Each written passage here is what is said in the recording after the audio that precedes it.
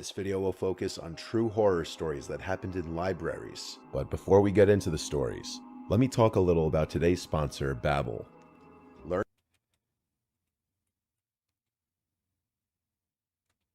that are designed by real language teachers. During my trip to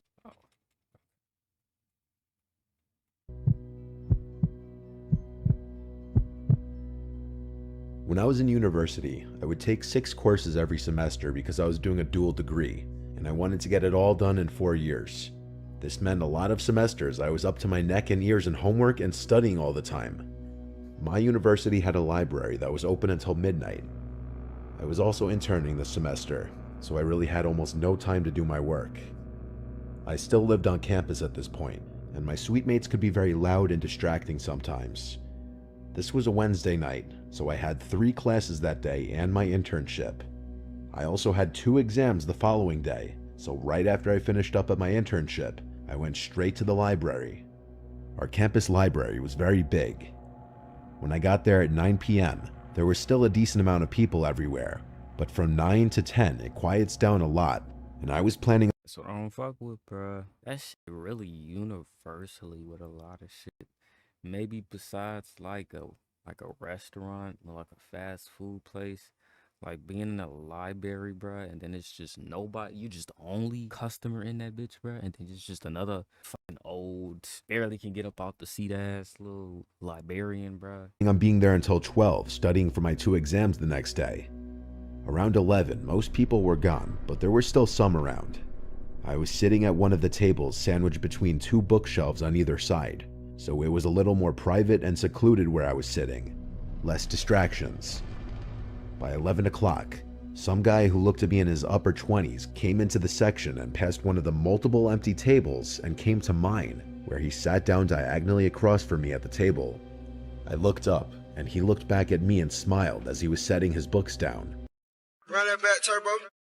Hey man, skedaddle, bruh. It's time to go, bruh. How many times I gotta say this, bruh? They ain't no goddamn. We just all these goddamn tables, bruh. You all not see all them tables. You gonna sit your funky ass diagonally. Yeah, bruh. You're plotting. I looked back down and just tried to focus on my studying and not wonder too much why he decided to sit at my table. I was going through the slides to study on my laptop when the guy at my table said excuse me, then asked me if I by chance was taking a specific economics course. I politely told him no, sorry, hoping that would be the end of it. But then he started explaining why he asked that, because his quote-unquote professor is a bitch and gives pop quizzes every day. I said, wow, that really sucks. That's tough. Yep, then I tried to go back to studying. Mentally, my mind wasn't completely into the material anymore now. Now I was distracted by the presence of this man, who I had a feeling was going to keep trying to talk to me. I looked up from my laptop screen and saw that man looking at me, smiling with his lips. I looked back down at my laptop, contemplating getting up and moving elsewhere or just leaving. He then asked my name. I made up a name and said Chelsea. He said, "You have such blue eyes, Chelsea." This was when I started to wonder if this man was really here to study or creep on women, and the fact that he looked like he was almost 30 didn't help. I asked him what the name of his economics professor was. He took a second, then said Professor Davis. I asked if he knew the first name. He shook his head no. I went straight to ratemyprofessor.com and looked up any professors with the last name Davis at our school. And only one came up, a calculus professor whose last reviews were left years ago. I decided to get up and go ask the security worker at the front door for help. As I got up, I felt the stare of that man at the table watching me walk over to the security worker and tell him that this man was creeping me out and I don't think he's a student. The security worker walked back over with me and asked to see the man's student ID. He started looking through his wallet, then his pockets, and then he said he must have left it at his dorm. The security worker then asked what dorm building he's in. The guy was clearly lying because he didn't know what to say and eventually just said, "I honestly don't remember what it's called." The security worker walked him out of the library, and he came back and told me to just be careful while walking back to my dorm. I thanked him.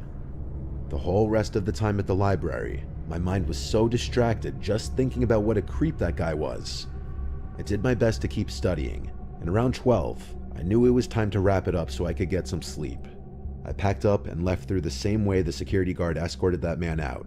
I understand, baby. You in college trying to get them A's and B's in the books or whatever, but like, nigga, after that experience, bro, goddamn find a way to take them books home and it's time to roll, bro. I don't even know why she stayed at the damn library, bro. What the fuck is wrong with you? He wasn't standing there at that moment. I don't know where he went.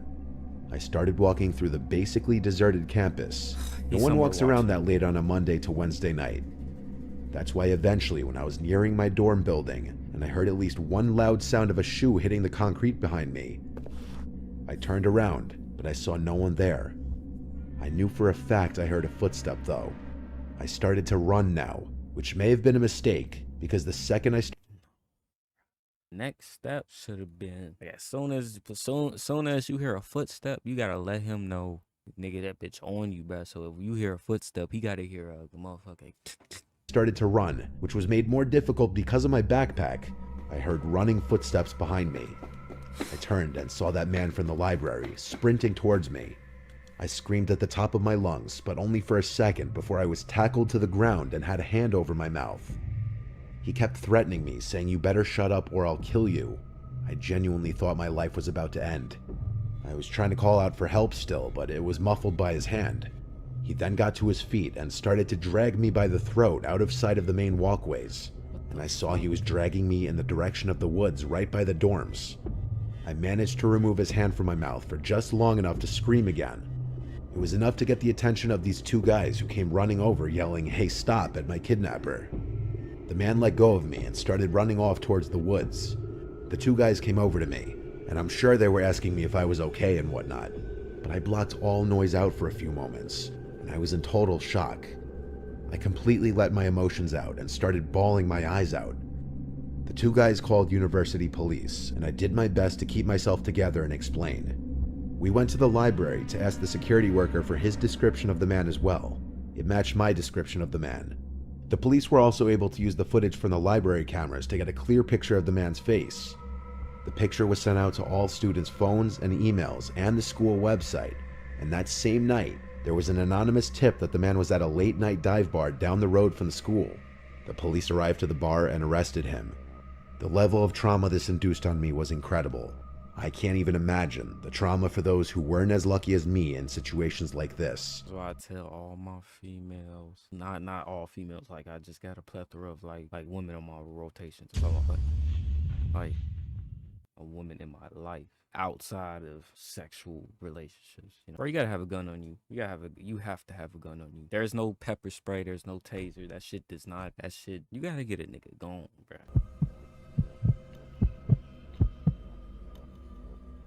We moved to a new town when I was 7. Any memories before that move I consider to be very early childhood, and a lot of those memories are blurry at this point. This is one of those memories. This happened at some age before 7, I know that. If I had to guess, I was 5, maybe 6. There was the local town library that our mom would always take my brothers and I to. It was a few blocks away, actually. I remember this one day, it was my mom and my little brother, who was a toddler at this point. We started the day at the mall, probably spent hours there tagging along with our mom shopping. Whenever we'd go to this mall, she'd always bring us to the McDonald's inside the mall to get us ice cream cones.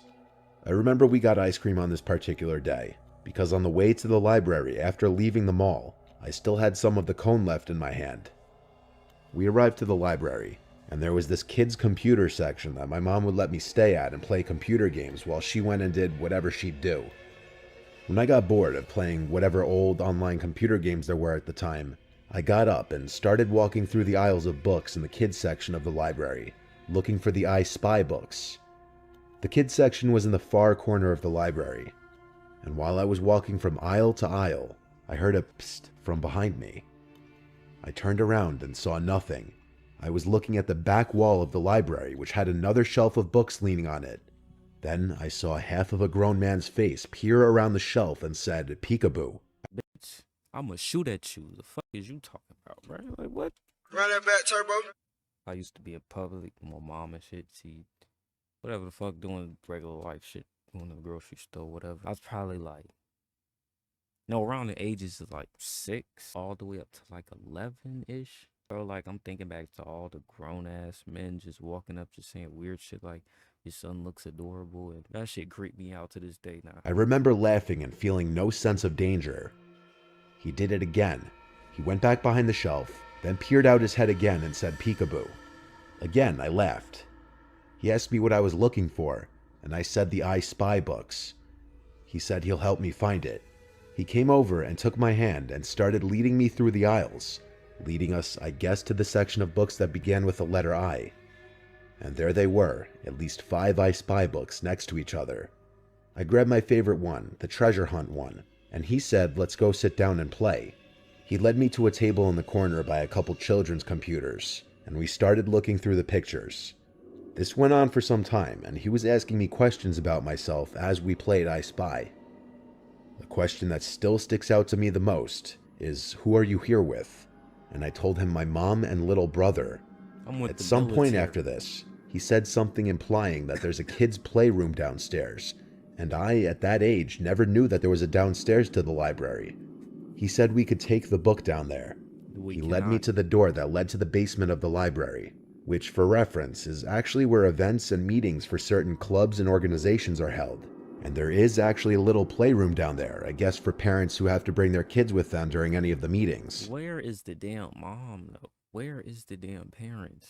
Like, where is anybody, bruh? See, I never got lost in the sauce like this, bruh. Like, I'm not about to sit there having no conversation. Like, anytime a nigga even try, I just walk away. Where a group of people are at, I was never in a situation where I'm just dead, like just by myself. Just look left, look right, up, down, diagonal. Nigga is no human inside. Never been in that situation. The man led me to that little playroom. There were various toys in there, most notably a Lego set and a Lego table, and then there were a bunch of chairs. He set the I Spy book down on the Lego table. This is where things get really uncomfortable thinking back on. As he was trying to forcibly get me to play with the toys, I started to get uncomfortable.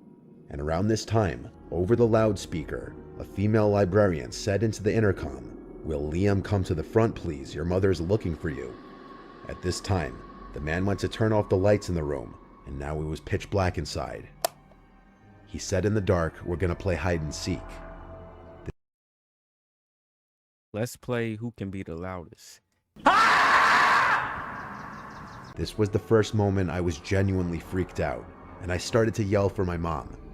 I remember he kept telling me to be quiet, and his voice was getting louder as he was getting closer to me in the dark, until he had his hands on me. What the? I thankfully managed to run past him and out the door of that room, and I ran down the dark hallway back to the stairs, and as I was running up the stairs, I had that same childhood feeling of running up the basement stairs after turning off the lights, only 100 times worse, because I genuinely was scared I was going to be grabbed. I made it back to the main floor of the library and ran straight to the front desk, calling for my mom. She was at the front desk with a group of librarians, and I remember the relief on my mom's face when she saw me. I told her there was some man who took me downstairs, and she literally lost it. The next thing I remember from there was a bunch of police in the building searching around, but I never saw that man again. He must have exited the building through a different way. I remember speaking to some woman who was probably with the police, asking me very delicate questions. I never really asked my mom about this experience that many times, because it's very uncomfortable, and I'd rather just not think of it.